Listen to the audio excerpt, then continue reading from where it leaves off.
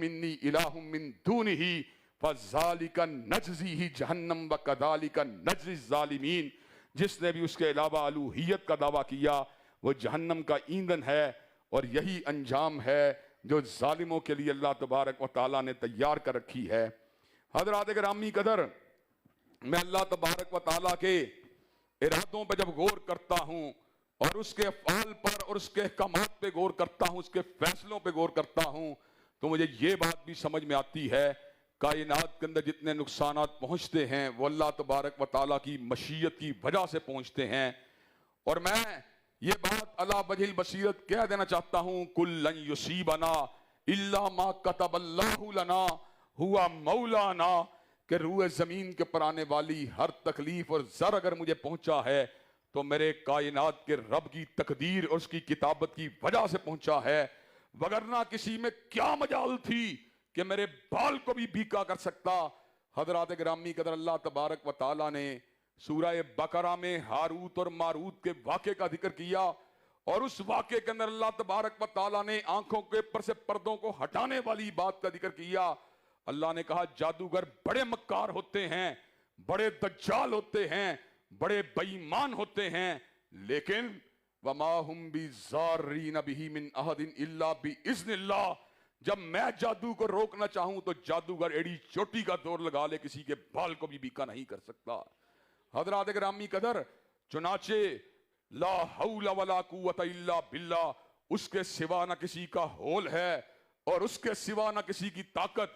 انہو لا یذل من والیت، جس کا وہ دوست ہوتا ہے وہ کبھی ذلیل نہیں ہوتا. ولا یعز من عادیت، اور جس کا وہ دشمن ہوتا ہے اس کو کبھی عزت نہیں ملتی. فَإِنَّكَ تَقْضِي وَلَا يُقْضَى عَلَيْكَ، کائنات کے اندر اسی کا حکم چلتا ہے اور کائنات کا کوئی حاکم اس پہ حکم نہیں چلا سکتا.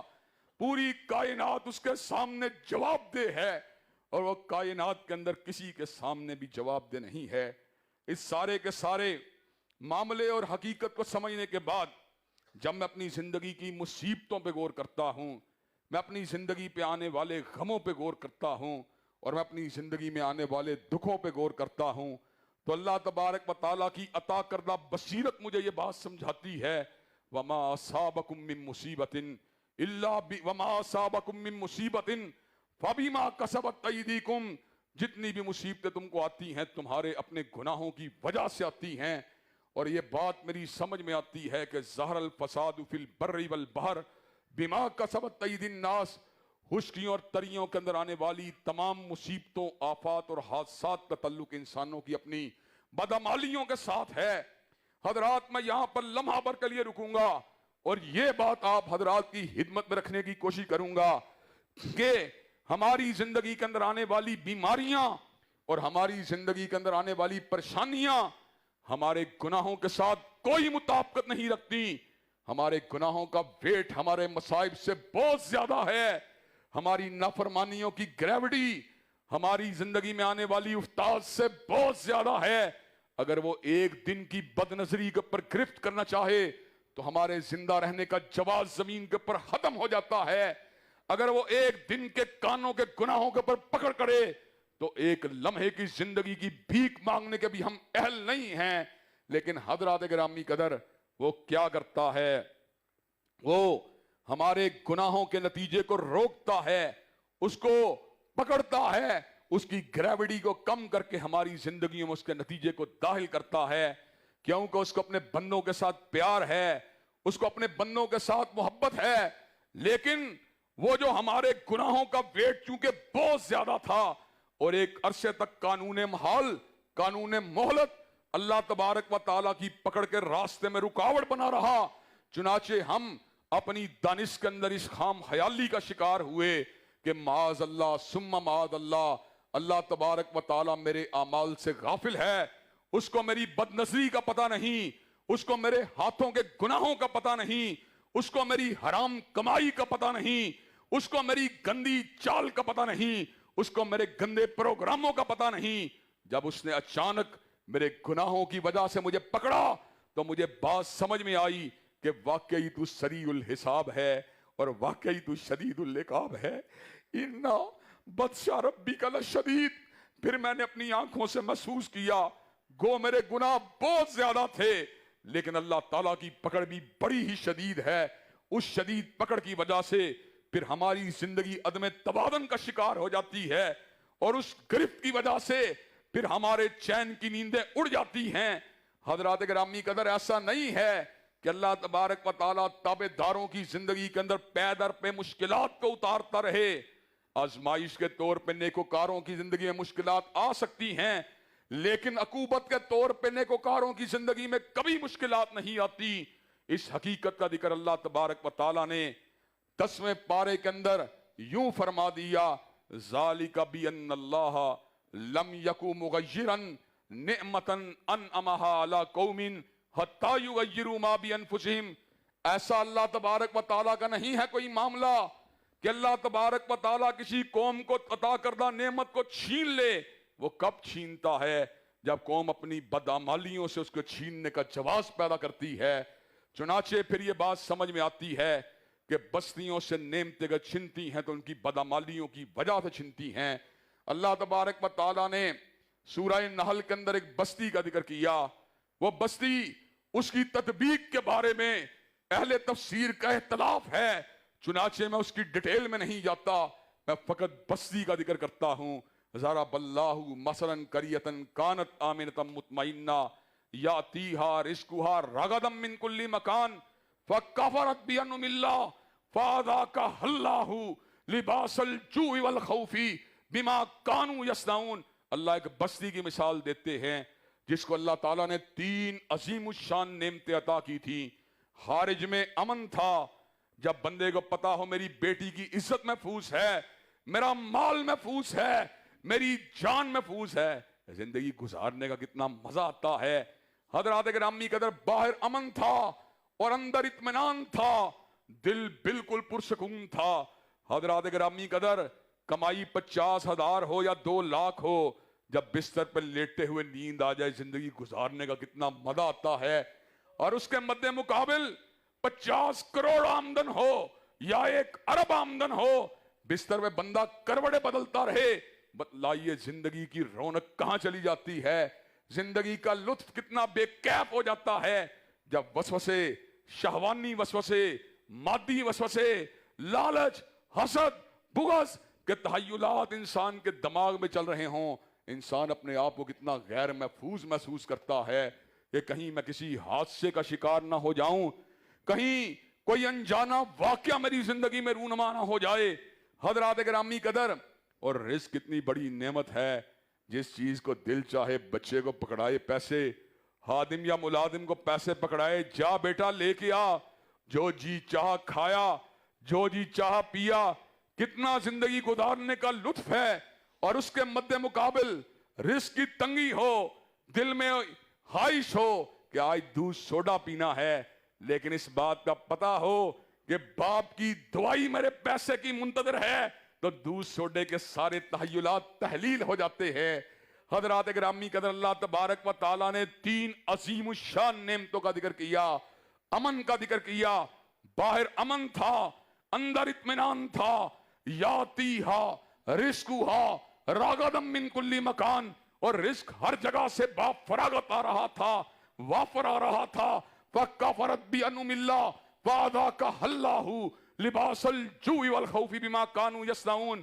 انہوں نے اللہ تعالیٰ کی نعمتوں کی ناشکری کی، اللہ تعالیٰ نے ان سے امن اور اطمینان کو چھین کے ان کے اوپر خوف کو مسلط کر دیا، اور رزق کو چھین کے ان کے اوپر بھوک کو مسلط کر دیا۔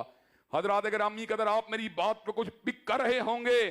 جو میں مقدمہ آپ کے سامنے لڑ رہا ہوں، وہ مقدمہ یہ ہے، اس دنیا میں رہتے ہوئے جتنی بھی مصیبتیں ہماری زندگی میں آتی ہیں، ہمارے اپنے گناہوں کی وجہ سے آتی ہیں۔ حضرات، میرے بھائی علوی صاحب یہاں پر موجود ہیں، ان کی موجودگی کے اندر ایک چھوٹا سا علمی نقطہ آپ حضرات کے گوش گزار کرنا چاہتا ہوں۔ جب گناہ انسان پہ حملہ کرتے ہیں اور گناہوں کے نتائج انسان کی زندگی میں رونما ہوتے ہیں، جہاں پر گناہ پریشانیاں لے کر آتے ہیں، جہاں پر غربت و افلاس کو لے کے آتے ہیں، جہاں پر بیماریوں کو لے کے آتے ہیں، وہاں پر آپ کے گناہ آپ کے شرح صدر کو بھی چھین لیتے ہیں، آپ کی قوت گویائی کو بھی چھین لیتے ہیں، آپ کے علمی مباحث کرنے کی صلاحیتوں کو بھی چھین لیتے ہیں۔ حضرات گرامی قدر، میں اس کی دلیل دیتا ہوں۔ پیغمبر زمان حضرت محمد کریم صلی اللہ علیہ وسلم نے اپنی امت کے لوگوں کو یہ بات سمجھائی تھی خطبہ مسنونہ کے ذریعے، نعوذ باللہ من شرور انفسنا، نعوذ باللہ من شرور انفسنا ومن سیئات اعمالنا۔ اللہ تبارک و تعالیٰ، میں آپ کی پناہ کو طلب کرتا ہوں اپنے نفس کی شرارتوں سے اور اپنے اعمال کی برائی سے۔ اللہ، اگر میرے اعمال کے نتیجے ظاہر ہو گئے تو اللہ، میں دوسروں کو نصیحت کرنا تو بڑی دور کی بات ہے، اپنی خیالات اور زبان کے درمیان ہم آہنگی کو پیدا کرنے سے بھی قاصر ہو جاؤں گا۔ اس کا مطلب یہ ہے خطباء کو اپنے نفس کی شرارتوں سے بچنے کی ضرورت ہے اور اپنے نامہ اعمال کی برائی سے بچنے کی ضرورت ہے۔ حضرات گرامی قدر، اب میں بات کو مزید آگے بڑھاتا ہوں۔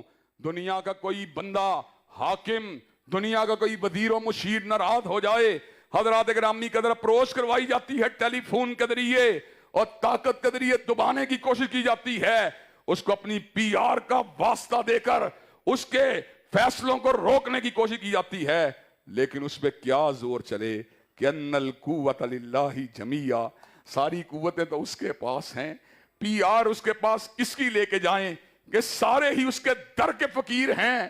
ولا، اللہ تبارک و تعالیٰ نے حسن ثمر کا اعلان فرما دیا، ولا یقبل منہا شفاء، کہ قیامت کے دن مجرموں کے کام ان کی سفارش نہیں آئے گی۔ دنیا کے اندر بھی کسی کی سفارش کیا کام آنی ہے؟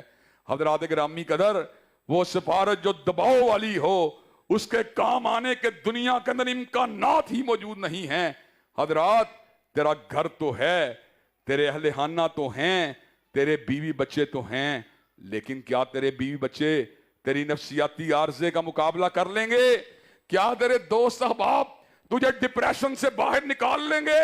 کیا تیرے یار دوست تیری ڈایازپام کی گولیوں کو تیرے منہ میں ڈلنے سے بچا لیں گے؟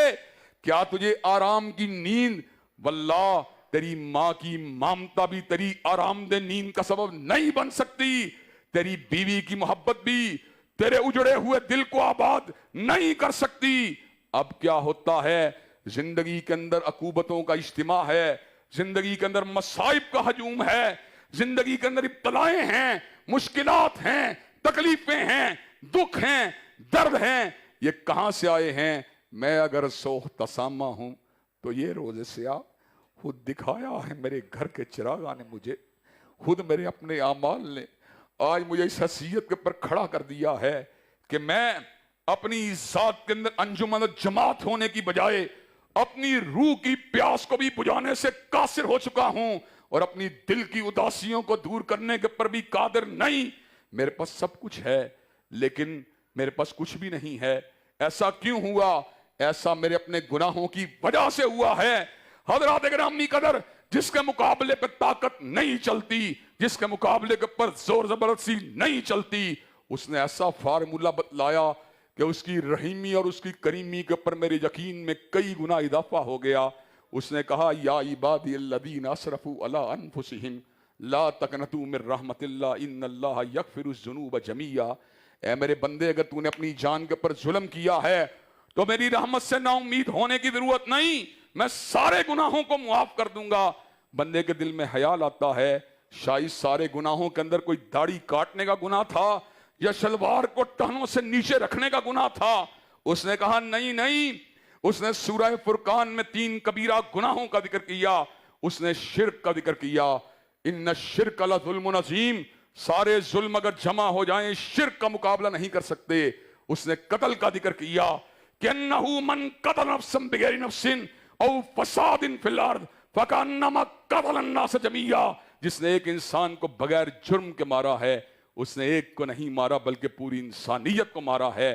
اس نے زنا جیسے گھنونے جرم کا ذکر کیا کہ جو زنا کاری تو بڑی دور کی بات ہے، فحاشی کے پھیلاؤ کو پسند کرتا ہے، اللہ نے اس کے لیے دنیا اور آخرت کے اندر دردناک عذاب کو تیار کر دیا ہے۔ جہاں شرک ہو، جہاں قتل ہو، جہاں زنا ہو، نتیجہ جہنم کے دہکتے ہوئے انگاروں کے سوا کیا نکل سکتا ہے؟ لیکن حضرات گرامی قدر، کیا میرے رحیم و کریم مولا نے بات کہی؟ اللہ ہزاروں جانیں اگر ہوں تو سب کچھ تیری الوہیت کے پر قربان کر دی جائیں، اور اللہ اگر کروڑوں جانیں ہوں تو سب کچھ تیری کبریائی کے پر نچھاور کر دی جائیں۔ تو کتنا بڑا مہربان مولا ہے، تو کتنا بڑا مہربان آقا ہے، تو کتنا رحمان و رحیم ہے۔ تو نے کہا تم شرک کو لے کے آؤ، قتل کو لے کے آؤ، زنا کو لے کے آؤ، اور اس کے بعد کیا کرو؟ الا من تاب وآمن وعمل عملا صالحا فاولئک یبدل اللہ سیئاتہم حسنات۔ پھر تم توبہ کو لے کے آؤ، ایمان کو لے کے آؤ، عمل صالح کو لے کے آؤ، تمہارے گناہوں کو معاف ہی نہیں کروں گا بلکہ گناہوں کو نیکیوں کے ساتھ تبدیل کر دوں گا۔ حضرات گرامی قدر، یہ بات کا بھی پورا حصہ مکمل نہیں ہوا، ابھی آدھا حصہ مکمل ہوا ہے کہ گناہوں کی وجہ سے مصائب آئے اور توبہ کی وجہ سے گناہ، توبہ اور استغفار کی وجہ سے گناہ معاف ہو گئے۔ حضرات گرامی قدر، اب نتیجہ کیا نکلے گا؟ اللہ تعالیٰ نے نتیجہ بتلایا، اچھل کر کھڑے ہو جانے والا نتیجہ، اندھیروں سے باہر نکل آنے والا نتیجہ، اور کامیابی والا نتیجہ۔ اللہ تعالیٰ نے کہا، اور میرے بندے اگر تم مجھ سے اپنے گناہوں کی مغفرت کو طلب کرے گا پھر میں کیا دوں گا؟ میں مظاہر فطرت کو تیرے تابع کر دوں گا، میں اپنے آثار اور علامتوں کو تیرے تابع کر دوں گا۔ اللہ وہ کس طرح؟ کہا وَقُلْتُ اسْتَغْفِرُوا رَبَّكُمْ إِنَّهُ كَانَ غَفَّارًا، تم اپنے رب سے اپنے گناہوں کی معافی مانگا کرو، وہ بخشنے والا غفار ہے۔ يُرْسِلِ السَّمَاءَ عَلَيْكُمْ مِدْرَارًا، بارشوں کو اچھی طرح خوب فراوان بارشوں کو تمہارے اوپر اتارے گا۔ وَيُمْدِدْكُمْ بِأَمْوَالٍ وَبَنِينَ، اور تیرے فقر کی وجہ تیرے گناہ تھے، اللہ تجھے مال ہی مال دے دے گا۔ تیری بے اولادی کی وجہ سے تیری بے اولادی تیرے گناہوں کی وجہ سے تھی، اللہ تجھے بیٹے ہی بیٹے دے دے گا، تیری بنجر زمینوں کو آباد کر دے گا اور تیرے لیے دریاؤں کو چالو کر دے گا۔ حضرات گرامی قدر، لیلۃ القدر کا پیغام اور 27ویں رات کا پیغام در حقیقت اللہم انک عفو تحب العفو فاعف عنا کا پیغام ہے۔ در حقیقت اللہ سے اپنے گناہوں کی معافی کا پیغام ہے۔ گناہ عقوبت کو لے کے آئے، گناہ پریشانیوں کو لے کے آئے، معافی خوشیوں کو لے کے آئی، معافی مسرتوں کو لے کے آئی۔ اور حضرات آج آپ کو چھوٹی سی بات بتلاؤں جو بڑی ہی زبردست بات ہے، اور اپنی گفتگو کو وائنڈ اپ کر کے انشاءاللہ آپ کے اور اپنے مرکز لارنس روڈ کے اوپر پہنچنا چاہتا ہوں۔ وہاں بھی الحمدللہ ان ایام کے اندر عظیم الشان اجتماع ہے جس کے اندر میرا رتی چھوڑ کے رتی کا کروڑواں حصہ بھی کردار نہیں ہے، وہ سب کچھ ذالک فضل اللہ یؤتیہ من یشاء۔ ان لوگوں کو بھی اگر وہاں پہ بھیجا ہے یا یہاں پر بھی اگر لوگ آئے ہیں تو مینجمنٹ کی وجہ سے نہیں آئے، ہماری محنتوں کی وجہ سے نہیں آئے، قاریوں کی قرات کی وجہ سے نہیں آئے، بلکہ اللہ تعالیٰ کے فضل کی وجہ سے آئے ہیں۔ حضرات گرامی قدر، اللہ تعالیٰ نے کیسی بات کی، آج ہم ترستے ہیں بہترین اور پاکیزہ زندگی کو۔ میں آج آپ کو چھوٹی سی بات بتلاؤں گا اور اس بات کو تھوڑا سا الیبوریٹ کر کے اپنی بات کو ختم کر دوں گا۔ آپ مجھے یہ بات بتلائیں، بچوں کی زندگی کبھی آپ نے دیکھی ہے؟ بچوں کو کھلونا لے کے دیں، بچہ ہنسنا شروع ہو جاتا ہے، بچے کو تھپڑ ماریں بچہ رونا شروع ہو جاتا ہے، پھر شاباش دیں اپنے غم کو بلا دیتا ہے۔ بڑوں کی زندگی بچوں کی زندگی سے جدا کیوں ہے؟ بڑے کو ایک گالی دیں، کئی مرتبہ 10 دن ڈپریشن سے باہر نہیں نکلتا، اس کی وجہ یہ ہے بچہ بے گناہ ہے، تو گناہ گار ہے۔ تیری زندگی کے اندر لطافت اس لیے نہیں ہے کہ تیرے گناہوں نے تیرے دل اور تیرے دماغ کو تنگ کر رکھا ہے۔ اگر تم مومن و مسلمان ہونے کے بعد نیک عمل کرنے والا ہوتا، پتہ تیری زندگی کس طرح کی ہوتی؟ من عمل صالحا من ذکر او انثی وہو مؤمن فلنحینہ حیاتا طیبۃ، جو بھی نیک عمل کرے گا، مرد ہو یا عورت ہو، اگر وہ مومن ہے تو اللہ اس کو حیات طیبہ عطا فرما دے گا۔ تیری اور میری زندگی آج پاکیزہ اس لیے نہیں ہے، حیات تیری اور میری طیب اس لیے نہیں ہے کہ تو بھی گناہ گار ہے اور میں بھی گناہ گار ہوں۔ ذرا گناہوں سے باہر نکل، ذرا نیکیوں کی لطافت کو محسوس کر، ذرا نیکیوں والے راستے کے پر استقامت کو اختیار کر، ذرا توبہ اور معافی تلافی والے راستے پہ آ، پھر دیکھ کس طرح رحمتوں کی برکھا برستی ہے، پھر کس طرح رحمتوں والی بارش اترتی ہے، پھر ہر طرف سے مال ہی مال، بیٹے ہی بیٹے، اولاد ہی اولاد، باغ ہی باغ، نہریں ہی نہریں، اور اس کے اوپر ختم نہیں، مرنے کے بعد جنت کے باغات، دنیا کے اندر نعمتیں اور مرنے کے بعد جنت کے باغات۔ حضرات گرامی کہتا ہے جس کے دائیں پلڑے کے اندر استغفار ہو اور جس کے بائیں پلڑے کے اندر، اس بندے کے دائیں پلڑے میں استغفار ہو اور اس کے مد مقابل جس بندے کے بائیں پلڑے میں گناہوں کا انبار ہو، کیا دونوں کا انجام ایک ہوگا؟